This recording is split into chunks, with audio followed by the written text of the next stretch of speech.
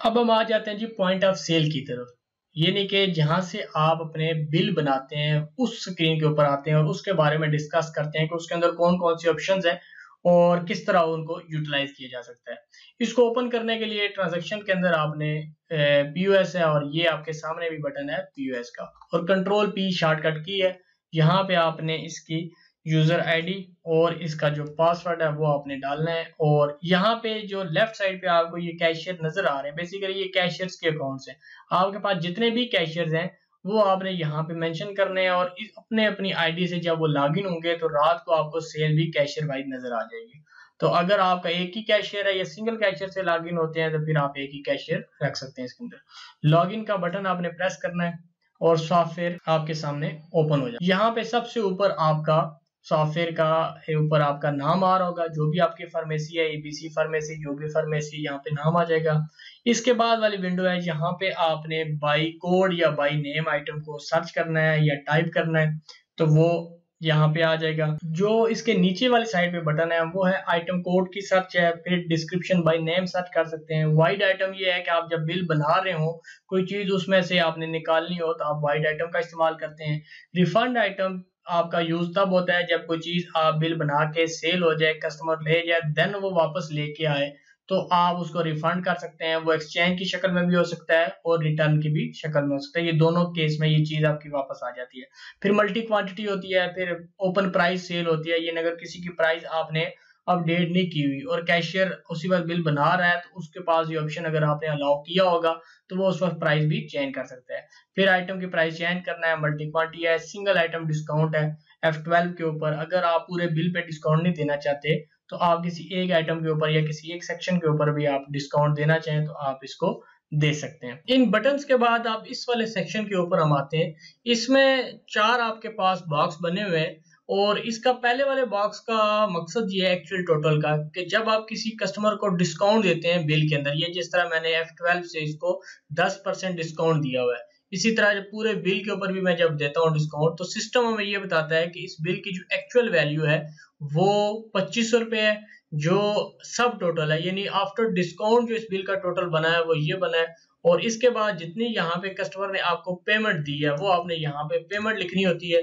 जो भी कस्टमर ने आपको पेमेंट दी है वो आप पेमेंट लिख के जब आप एंटर की प्रेस करेंगे, जब आप एंटर की प्रेस करते हैं यहाँ पे पेमेंट लिखने के बाद, तो सिस्टम अगले वाले खाने के अंदर आपको ये बता देता है चेन के अंदर इस कस्टमर को आपने वापस कितनी अमाउंट करनी है। तो ये 4 खानों का ये मकसद था। इसके बाद हम आ जाते हैं ये जो राइट साइड के ऊपर हमारे पास छोटे छोटे बटन बने हुए हैं, इनके ऊपर हम आते हैं कि इनका क्या मकसद है। इन बटन के अंदर ये होता है कि एक तो नंबर 1 ये आपको बिल कैंसिल नजर आ रहा है।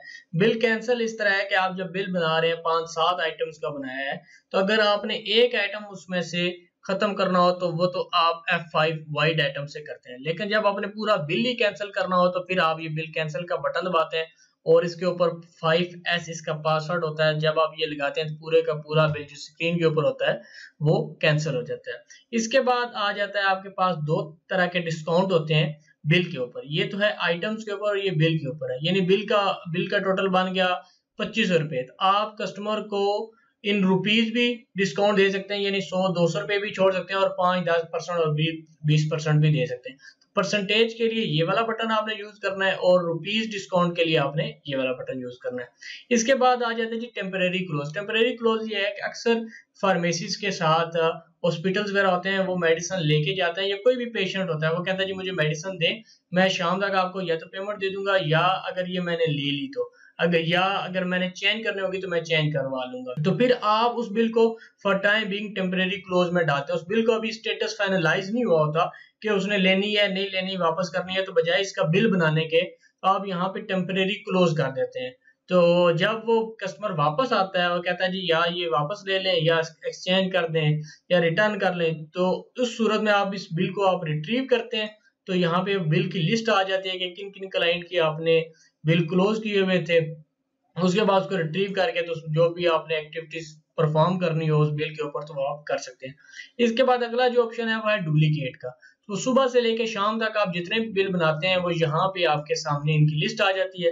किसी भी कस्टमर की अगर ये रिक्वायरमेंट हो कि मुझे आप डुप्लीकेट एक कॉपी दे दें, या मेरा जो बिल था वो मेरे से ज़ाया हो गया था, आप दोबारा एक कॉपी दे दें, आप किसी भी बिल पे यहाँ पे क्लिक करके तो प्रिंट करके उसको एक डुप्लीकेट कॉपी दे सकते हैं। लेकिन इसके ऊपर डुप्लीकेट मोटा लिखा होता है ताकि ये मिसयूज ना हो।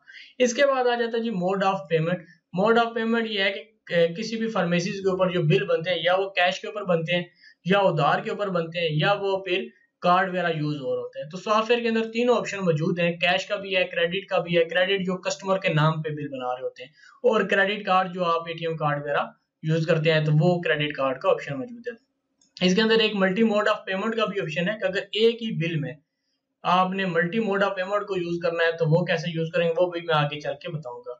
फिर इसके बाद ये आ जाता है, आपने अगर बिल बना रहे हैं और इसी स्क्रीन के ऊपर एक नया कस्टमर आ जाता है, वो कहता है जी आप मेरा अकाउंट बना ले, मैं आपको पेमेंट कुछ दिनों बाद या महीने बाद दे दूंगा, या कुछ पेमेंट मैंने दे दिया बाकी आप मेरे खाते में डाल दें। तो आप इसी स्क्रीन के ऊपर रहते हुए कस्टमर को यहाँ से कस्टमर ऐड कर सकते हैं, और जो भी फिर आपका कस्टमर होगा उसकी प्रोफाइल आपने यहाँ पे डालनी होगी। और इसी स्क्रीन के ऊपर अगर कोई कस्टमर आता है वो कहता है जी मेरा पिछला बैलेंस कितना था, उसके हिसाब से मैंने आपको पेमेंट करनी है, तो आप यहाँ पे कस्टमर रिपोर्ट्स पे क्लिक करेंगे तो ये आपके सामने स्क्रीन आ गई। इसमें किसी भी कस्टमर को आप सिलेक्ट करके डेट के अंदर या उसका पूरा बैलेंस देखना है तो यहाँ से आप उसको शो करेंगे, उसकी सारी डिटेल आ जाएगी। तो फिर जो भी है इसकी डिटेल एक सेपरेट है क्योंकि ये काफी सारी इसकी रिपोर्ट्स होती हैं। तो बेसिक पर्पज ये है कि यहाँ से आप कस्टमर की रिपोर्ट्स को देख सकते हैं। फिर इसके बाद कुछ यहाँ पे भी इसकी ऑप्शन मौजूद हैं कमांड्स के अंदर। इसमें अंदर काफी सारे बटन हैं, लेकिन मैं आपको इसके अंदर 3 से 4 बटन का बताऊंगा। एक तो ये है कि काउंटर के ऊपर अक्सर आपको एक्सपेंस करने पड़ जाते हैं, तो बजाय आप पेज पे लिखने पे या बैक ऑफिस वाले बंदे को एक्सपेंस डालने की, आप इधर ही खड़े खड़े ही पॉइंट ऑफ सेल का कैशियर ही अपने एक्सपेंस डाल सकते हैं ताकि रात को उसकी कैश के अंदर कोई प्रॉब्लम ना हो। तो वो उसने यूज करना है एक्सपेंसेस को। यहाँ पे जो भी आपके एक्सपेंस बने होंगे वो यहाँ से आपके ऐड करेगा और यहाँ पे एक्सपेंस डाल के अमाउंट डाल के अपडेट कर लेगा। थोड़े से टाइम के अंदर उसकी एंट्री हो जानी है। और दूसरा जो इसके अंदर ऑप्शन मौजूद है वो है सप्लायर पेमेंट की। अगर आप काउंटर पे खड़े हुए हैं और आप कहते हैं सप्लायर आ जाता है, आप उसको पेमेंट दे रहे हैं, तो बजाय आप इसको भी लिखने के आप यहाँ से सप्लायर पेमेंट में जाएंगे तो यहाँ से आप उसको पेमेंट कर लेंगे। इसके बाद एक चीज जो होती है जो फार्मेसीज के अंदर जरूरत पड़ती है वो होती है शॉर्ट आइटम्स की, कि जो आइटम आपके पास शॉर्ट आ जाते हैं, कस्टमर कहते हैं ये आइटम आपके पास मौजूद नहीं है, तो उसको आप रजिस्टर पे लिखने के बजाय आप यहाँ पे शॉर्ट आइटम के अंदर जाते हैं, तो यहाँ पे आप जो जो आइटम है उनकी फिर आप शॉर्ट आइटम की डिस्क्रिप्शन वगैरह और डिटेल लिख सकते हैं। शॉर्ट आइटम के बाद आ जाता है आपके पास, जैसे मैंने पहले कहा था कि मोड ऑफ पेमेंट आ जाती है। मोड ऑफ पेमेंट में एक है मल्टी मोड ऑफ पेमेंट। तो वो मल्टी मोड ऑफ पेमेंट में ये फर्क होता है कि आप एक ही बिल में मल्टी मोड ऑफ पेमेंट को यूज कर सकते हैं। F2 की प्रेस करते हैं तो ये आपके सामने मल्टी मोड ऑफ पेमेंट आ जाता है। इसी एक बिल के अंदर जितना आपने कैश लिया होता है वो आप कैश लिख सकते हैं, यानी 3042 रुपए का बिल है, आपने 2000 कैश लिया है, 500 रुपए आपने क्रेडिट कार्ड से लिया और बाकी जितना भी है वो इसके खाते में अगर डालना है तो ये इस तरह आप मल्टी मोड ऑफ पेमेंट का इस्तेमाल कर सकते हैं, लेकिन ये किसी कस्टमर के अगेंस्ट होगा।